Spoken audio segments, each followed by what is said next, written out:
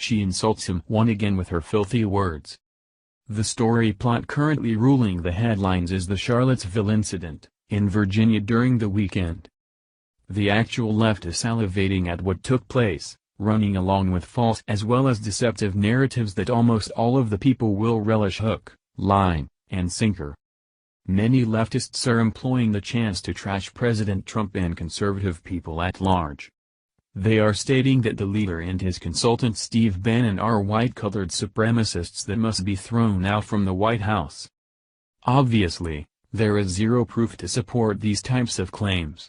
Although, with all the anxiety surrounding the actual Charlottesville incident, the public is keen to trust the media's narratives. Surprising no one, leftist Maxine Waters has once more lashed out at President Trump. This is exactly the approach you'd anticipate from someone that is a professional race baiter. The woman evidently does not have any other program. Seriously, she is competent at switching everything right into a race problem, and when the problem actually really does involve race, well, she arrives entirely unglued. As documented at the Independent Journal Review, Maxine Waters broadcasted her issues on Twitter and the consequences of the chaotic protests, stating, "Lastly, after heading entirely off the rails, the lady added the actual worst slander yet. A few keen understanding as always, Maxine." It's humorous how leftists have totally ignored the actual violence perpetrated by their own comrades. And this was happening almost all throughout the campaign. Conservatives happen to be beaten on the streets. They also have had their own businesses, as well as vehicles, vandalized. However, as always, liberals possess very brief memories of such things. Moreover, because white supremacists and Nazis were included this weekend, it is unattainable to get correct context and also the truth as to what actually occurred. Simply because, everybody on both sides, when all those words are mentioned, instantly shut off their own brains.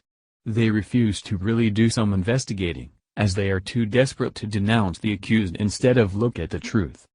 What really happened? Despite video clips evidently contradicting the left's narratives, displaying the Antifa thugs assaulting the bad white folk as a result of security pressing those protesting the elimination of the actual Confederate monument into the audience of golf club-wielding leftists.